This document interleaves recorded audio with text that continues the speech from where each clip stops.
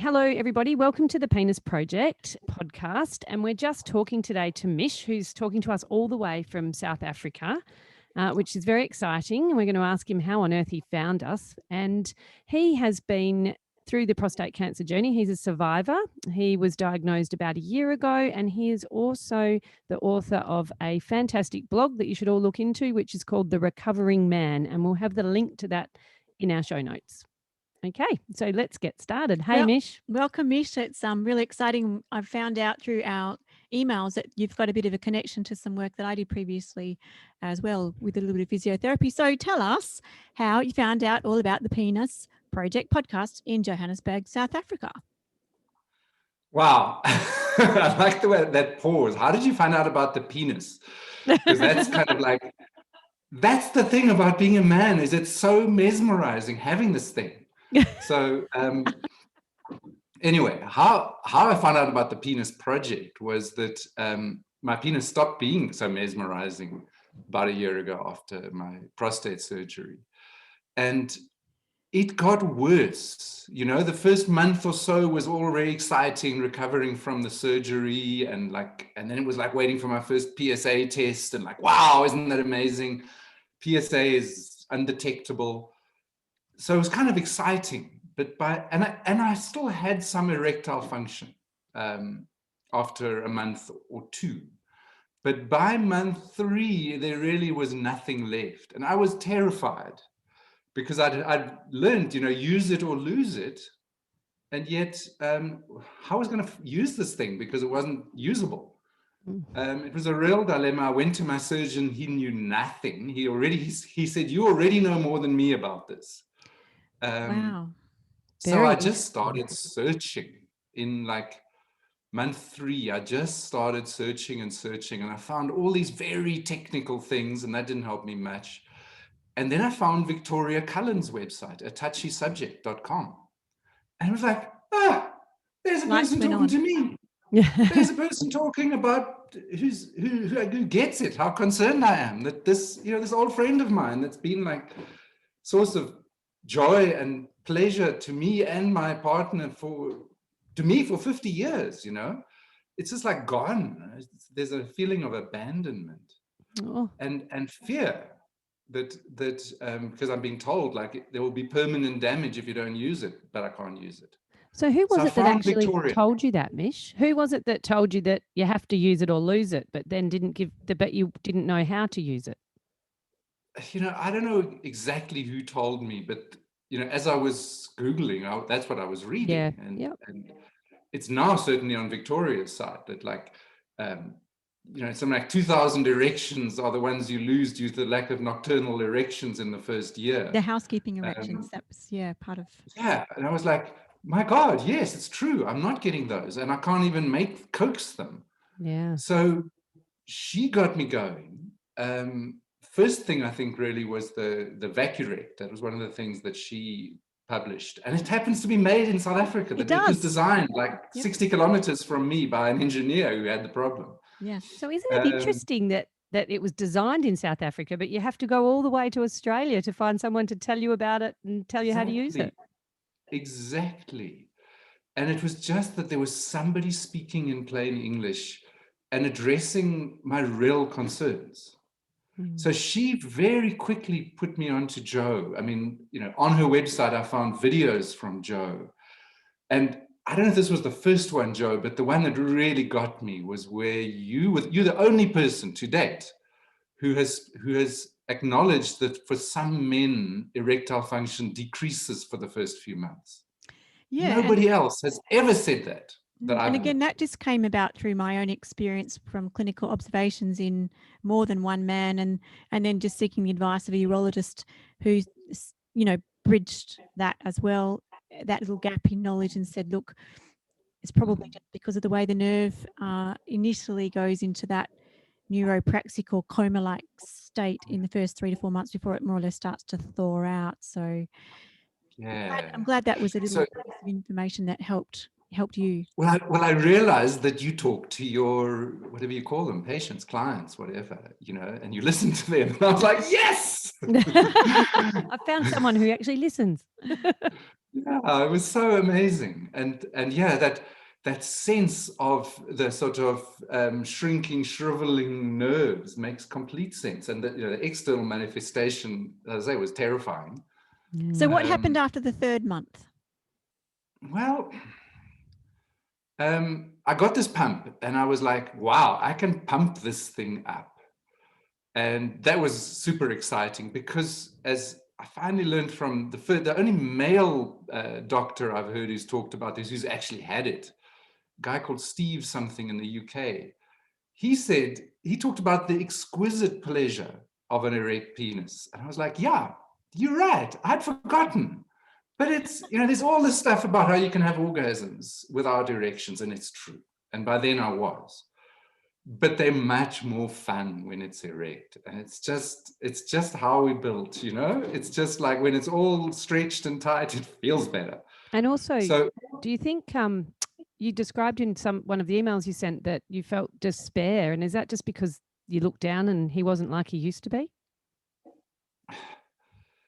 I remember saying, I was talking about this call to my wife yesterday, and in that period, 4 to 6 months, the sort of despair was like, okay, so maybe it's all over and I can adapt to that.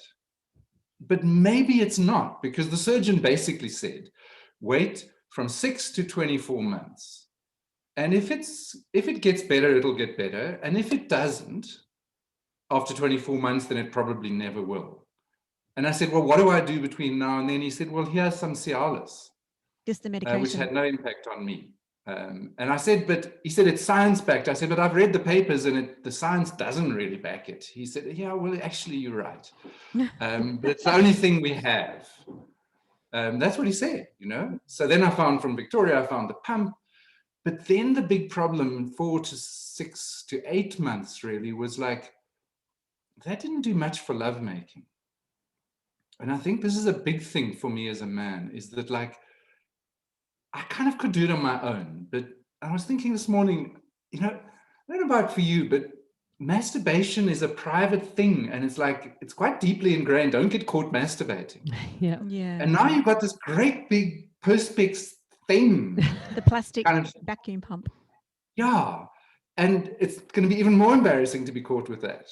So there was a long period where I was kind of doing this in the shower or doing it like, lockdowns helped sort of in my, pretending I was on a Zoom call or something and closing my door. But it took a while for me to say to my wife, I'm feeling awkward about this thing. And she straight away said, hey, I'm used to awkwardness. Remember when I used to have a diaphragm when we were younger? It was also a horrible rubbery thing covered in lube. And I was kind of trying to stuff it into myself and it would slip out and spring across the bed. And I went, oh, yes, you're right. And I didn't think that was a bad thing because the outcome was we could have sex. Yeah. She said, well, get used to it, Mish. I don't think it's a bad thing if you have to use an awkward Perspex thing and chase this floppy sausage around with lube and cock rings and blah, blah, blah. Because if it works, we can have sex. Yeah. Oh, she normalized it. Huge revelation. Sorry, Joe? I was just saying the way she just normalized it for you, just to, reflect on the fact that at her own time of need, you were there for her and you worked through it together and it wasn't a difficult thing. That was huge for me. I think it was so private. And then it was like, oh, actually, it doesn't have to be so private.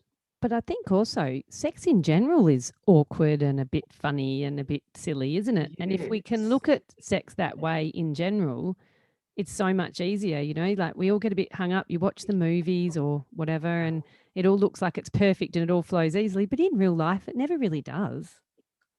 Oh, man. Well, certainly not in my real life. That is so important. And I think, it's really hard to take on board what you just said. There's so much mystique attached to it. There's so much for me, also a lot of the desire is about that it's like, takes some magic to get there. But actually, as my sister-in-law says, it's a normal bodily function. Yeah. It's just something our bodies want to do. And as you said so rightly, it's kind of messy. Yep. And I mean, that's what we sort of finally, by about 6 months or so, we started just laughing and giggling and experimenting and playing with this thing. But it's perhaps useful to note that I'm still saying playing with this thing. So I would say by 6 months, I was still kind of focused on my penis. You know, it was like, that was always the center of my sexual experience. And we'd done tons of work to expand and work with the whole body, and done lots of tantric sex workshops and blah, blah, blah. But when push comes to shove and you take that thing out of the equation, I was still missing it. So when you say you did tantric workshops and things, was that pre-prostate cancer? So you'd been quite experimental Yes? Yeah. And then did those things come back to you, and how did you discover that you could still have sexual pleasure without the penis being the top performer or the main part? You know, I think we sort of started, but I look back at that period, sort of 6 months-ish period, and it was like both of us, and I was asking my wife, and she was saying last night, I didn't quite know what to do with this. I didn't quite know what to do with you, and I didn't know quite what to do with this. And I was saying, like, I think I need more touch, and I think I'd like you to touch me all over my body. And she was saying yes. But what we started realizing was actually our pattern was probably 80-90% of the focus had been always on her body. And it was just like, I was kind of always on. And when I was younger, it's kind of like, don't touch me too much or it might be all over. So we'd kind of built that pattern of a lot of focus on her. And I suddenly come to bed and say, well, I want you to play with my nipples. And she's like, yeah, fine, 10 seconds, that's enough. How do I do that? And I was like, no. I need more. I'm more like you now. And I kind of was saying, it's like my body's a bit more sort of girly. I mean, it's a bit of a rude word to use, but in need of a bit more attention and a bit more. The way I've experienced, and I don't know how everybody else's bodies are, but the women that I've been with, I've found to be more subtle, more elusive, more moving up and down in their response than my body was. And now my body's exactly like that. I don't want to use the pun here, but it comes and it goes, and it's kind of, my sexual energy rises and falls, and it kind of, it's elusive, and my sexual parts are slippery.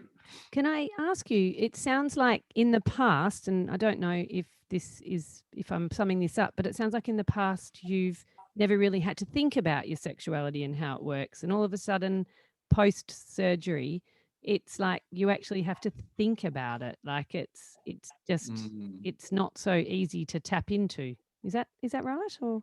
Well, I mean, I happen to have thought about it a lot before, but then there was a new way of thinking about it. And I think for many men, it is a first time to have to think about it, because we are built in such a sort of obvious, straightforward way. It's outward and it's there. And it's like when we're young, as I say, it's just like always there, and it's actually, it's a bit of a problem, actually. Yeah. And now it's like, I have to rethink and I have to adapt, and I can't be, and we can't be. I mean, what I want to say is, at the sort of 4-month mark, I realized the thing that I've read about happening was starting to happen to me, which is pulling away from my partner. Because if we hug or cuddle, it might lead to more. If it leads to more, it's going to end in disappointment. So you felt awkward around this, you mentioned. Yeah. Because I found that when we did, in the first few months, we were actually able to have penetrative sex. And it was a little, awkward and floppy, but it was like, well, I just had surgery. Thank goodness we can still do this. So it was all pretty hopeful. But by the 3rd month, it was like, oh, well, she had a good time. And it felt nice to me, but I faded away. And it kind of, and then a few months later, it's like, we're kind of humping away, but there's nothing there anymore. And that was so scary that we were like, we thought we weren't wired like that. Yeah. We thought we were way beyond that. But actually, our bodies were sort of wired to thrust and move in a particular way. And there was nothing there to hold us together, you know? Yeah. And I kept saying, you know, I want to be like a lesbian, but I'm not actually. And it was difficult. So you asked a question a few minutes ago, what helped? One of the big things that helped was that I've been following Victoria's website and finding wonderful people like Joe in the process. And I was also searching for physiotherapy, but we'll come to that a little later.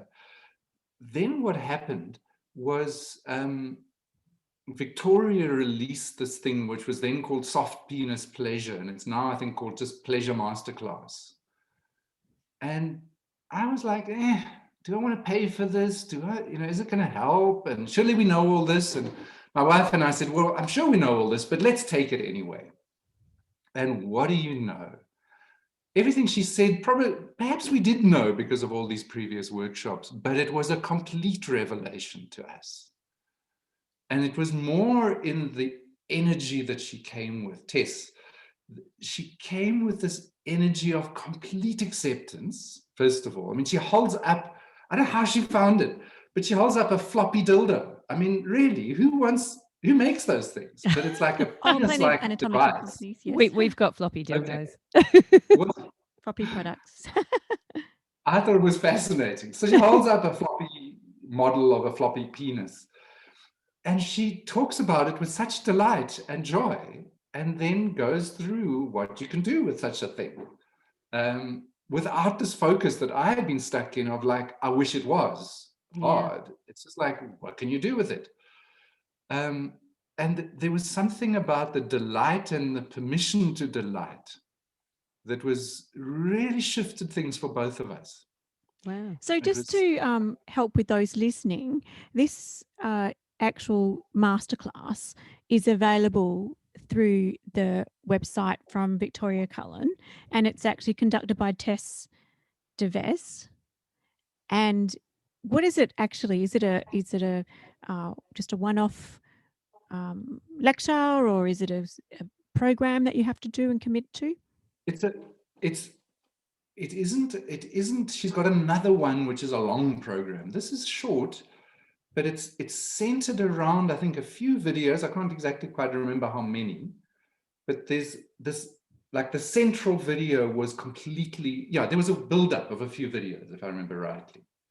Then there's a central video, which was, I say, quite mind-bending for us. And, and we took the ideas off to bed, and it was gorgeous, lovely. And there were great supporting materials. Like there was a cheat sheet that we could like print out and have next to the bed. Excellent. And it was really, here are a whole lot of steps, essentially for a partner to perform on the man that is disabled in this way. And you can do for yourself as well. And how did you both feel about that? Like having a piece of paper next to your bed, that we were just talking before about that whole, we have on movies that it all comes easy and natural. Like, was that fun, or was it confronting, or how did you feel about it? I feel a bit confronted by it. My wife is crystal clear that like all her life, she's had to go through various things to be fit, to be healthy, to have babies, to have sex. Many of those things are not very nice. A lot of the birth control sat always on her shoulders, and having babies is all this prodding around and so on. So she suggested years ago already, let's start having date nights. And I was always resistant. And from all the forums I'm on, it seems that we men are a little more caught up in the myth of spontaneous sex. Yeah. And God, I hear that so often about this whole spontaneous sex thing. And my theory on that is you plan for a holiday and you look forward to it and you get excited and there's a bit of build up. And I think sex can be the same, particularly when you're in long-term relationships. Well, women seem to get that. Men don't. I had to have virtually have my balls cut off to really figure it out. Now I do. And I mean, the other day we were planning for a date night, And then over dinner, we started talking about it. And I started saying, well, I don't really want to try and do penetrative sex because I don't think I'm going to be able to get it up. And I just think that'll be I'm not in the mood for that. So we're talking over dinner about what we might do.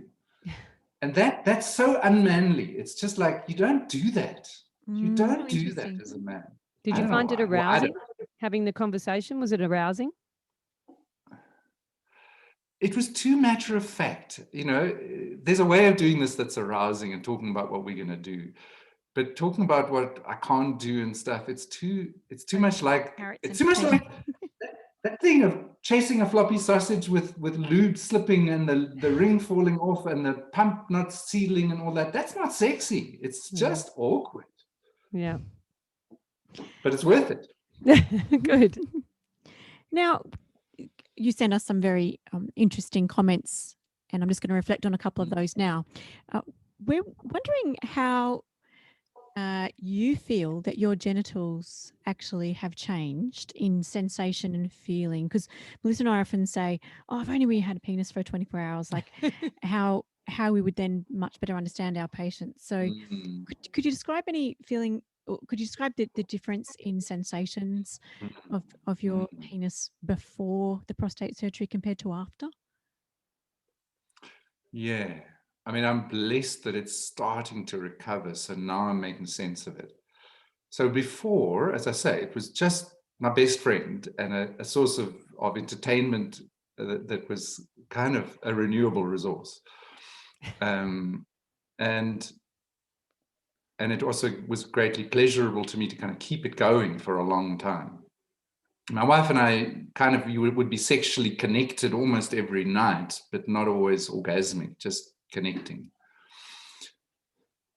After the surgery, initially, as I say, it kind of kept going for 2 or 3 months to the point, and she would sort of say, oh, well, that looks usable. Let's quickly not waste that sort of half an erection.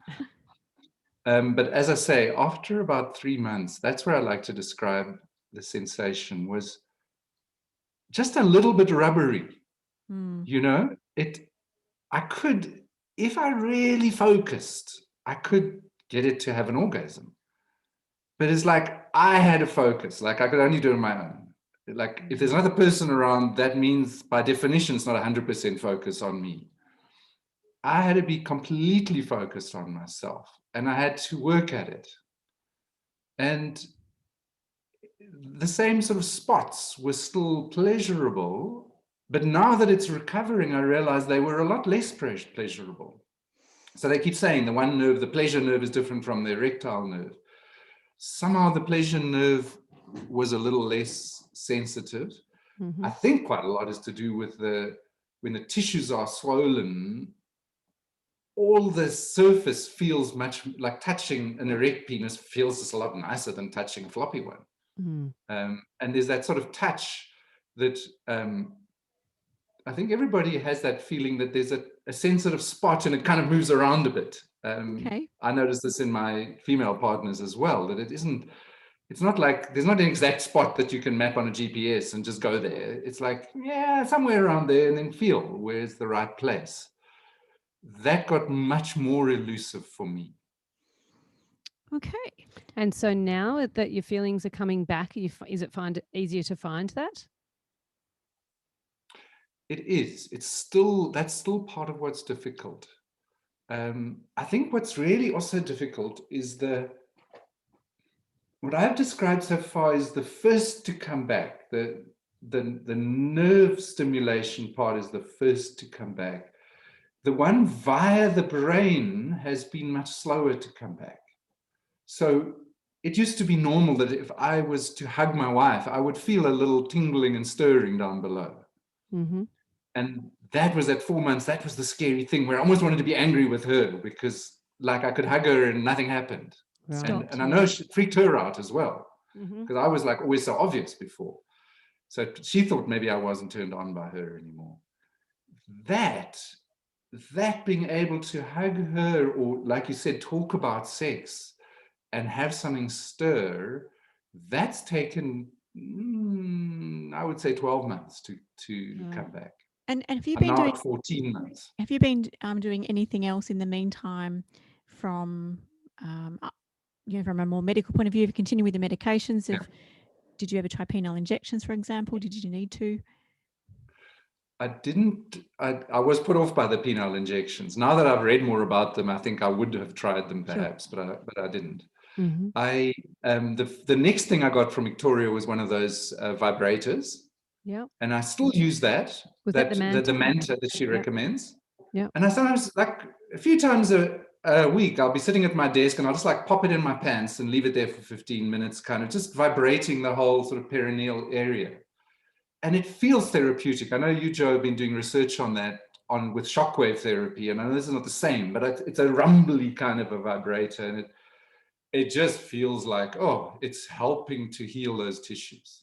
Mm-hmm. But what we've left out completely, the main thing that I think made the huge difference and really tided me over from month 6 to month 12 was the physiotherapy. Okay, so great. Happy to talk I about that. I wished I could go and see Joe Milios. And I was like, oh, she's too far away.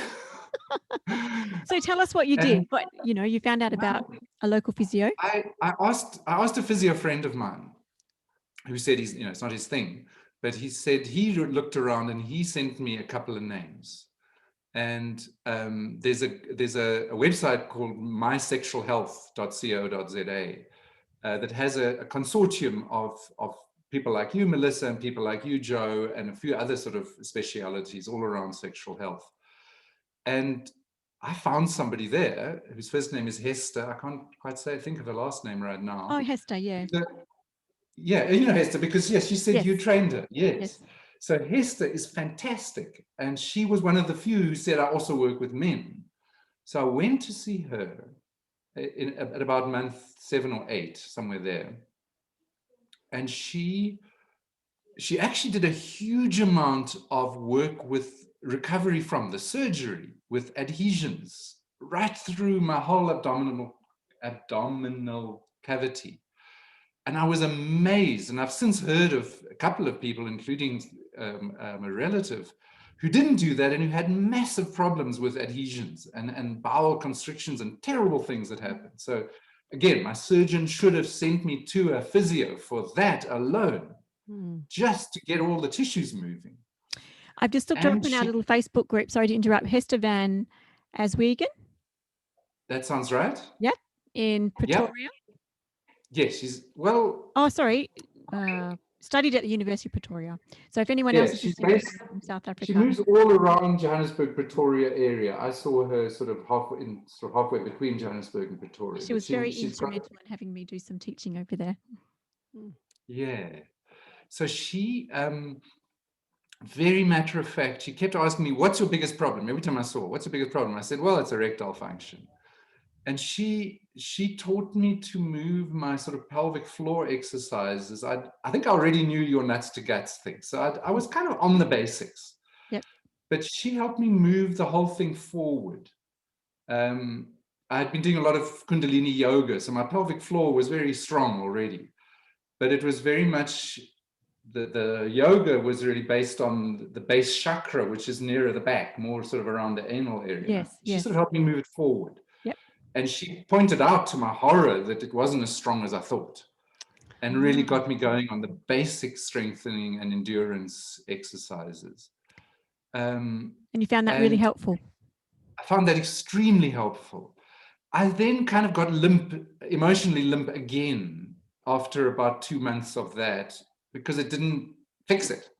That's the real learning from the cancer, right? Did you notice that there was more blood flow during that time into your penis? Yeah, it definitely felt better. Okay. It definitely felt better, but it just didn't fix it.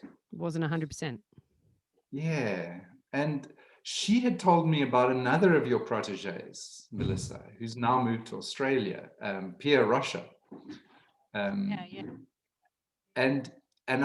I knew, she told me that he has one of those biofeedback machines. So he lives like 6 hours drive from me. So I hadn't seen him, but then we were going for Diwali with my daughter-in-law's family in Durban. So we went for the Diwali weekend in November, and I got hold of Pierre and said, "Look, I'm coming to Durban. Can I see you?" And he said, "Yes." And he made 2 appointments for me. And I think it helped that he's a man, that he was Like I was more easy about him digging all around my pelvic area with an ultrasound probe.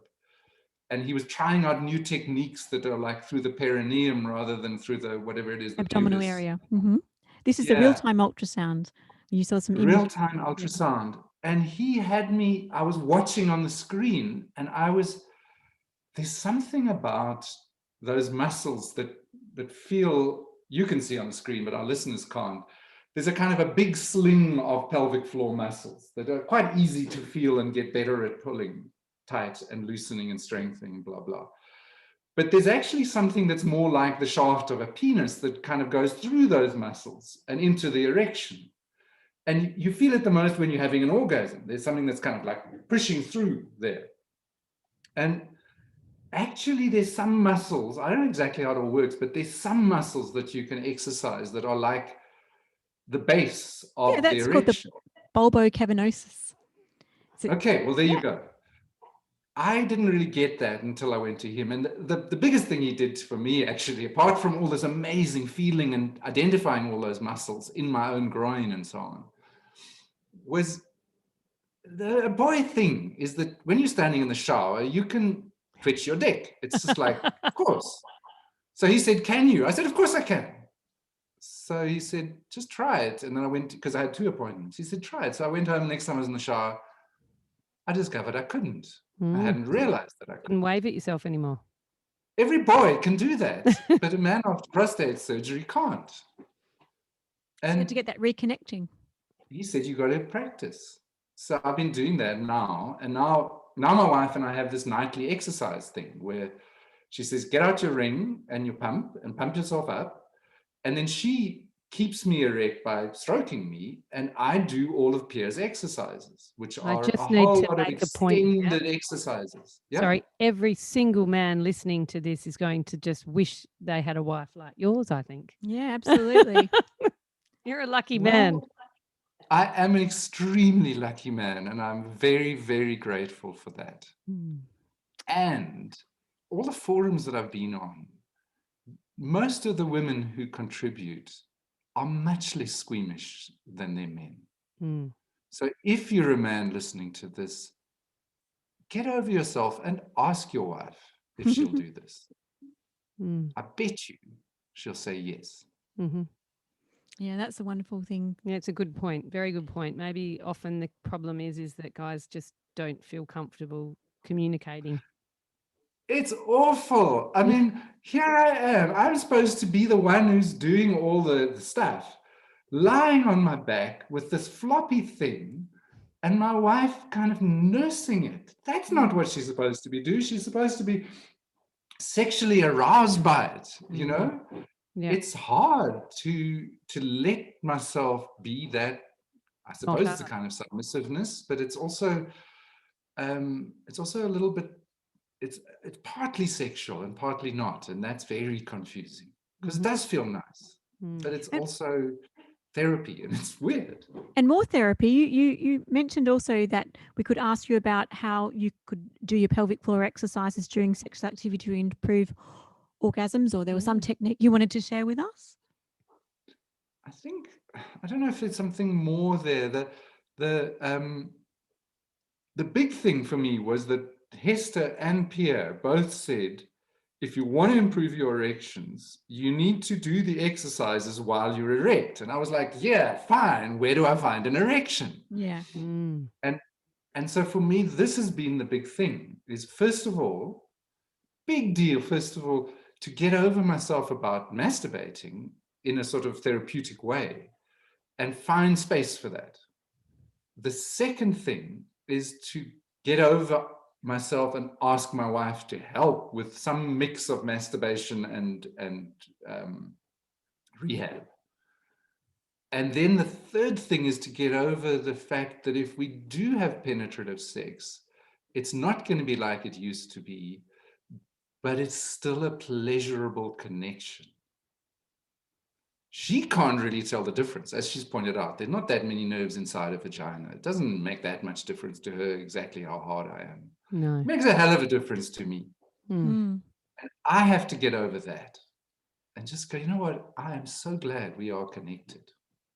It is fabulous. You're only 1 year post-operatively, so there's another whole year of nerve Yes. recovery to, in Yes. normal time frame and beyond. And I want to put my hands around myself and go, oh, that feels Mm. like a long time.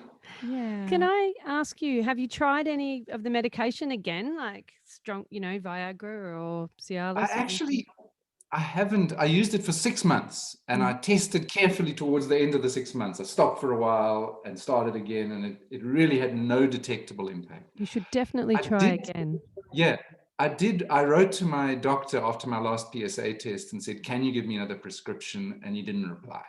So I'm thinking of going to a new doctor. Why don't you just go to your local GP or local... Yeah. And I think I might try it. I think you can buy it over the counter in... can you not buy it over the counter in South Africa? I spoke to a gentleman in Zambia a couple of days ago, and he's in Zambia. They can buy it over the counter. No? Okay, I don't know about South Africa. I have been using a prescription. I know it's just changed, I think, to have a generic now. So I might try that. It's much cheaper. Definitely worth trying. Yeah, so that's kind of like a challenge dose. Melissa often talks about. If you've got the Cialis 4 tablets of the... Yeah, so basically the way a 20 milligram dose of Cialis is a challenge dose, and definitely think that's something that guys miss. They like immediately post-op or in the first few months try it and then give up because they go, it doesn't work for me. But it doesn't work for you then, but it doesn't mean it's not going to work for you as the nerves heal. So I always encourage my patients to give a challenge dose once every 4 to 8 weeks and take a full once dose. A month, wait an hour and then stimulate and see, because it should hopefully as time goes on get better and better. So I think you should really try that. You might give yourself a nice surprise. And another tip from my gentleman is that it works much better on an empty stomach. So Viagra works better on an empty stomach. Cialis is unaffected by food. Okay. Well, I mean, I feel like the big thing for me from all of this has been about taking charge of my own health. Yes. And going out and finding people like you, and I finally found there are forums where people really talk about this. Great. Very few. Most of them are very technical, but there are some that talk about Would you be able to send us an email of the forums and we could put them in the show notes so other men would be able to access them? That'd be fantastic. Certainly, I will. But we're going to be, winding up our conversation soon. Could you just tell us a little bit more about your own personal vlog, your roadmap, Road to Recovery? Because I think that's what men want to hear from the other, men's perspectives. Yeah, so it's called recoveringman.net. One word, recoveringman.net. And it's a blog. And you can go there anytime and visit it and read it and comment if you like. And you don't have to put your real name if you're feeling a little awkward about writing. You do have to put a real email address because it checks against spam. Mm-hmm. And it's really me telling my story. I'm kind of trying to think. I think Charles Dickens did this, telling stories in episodes.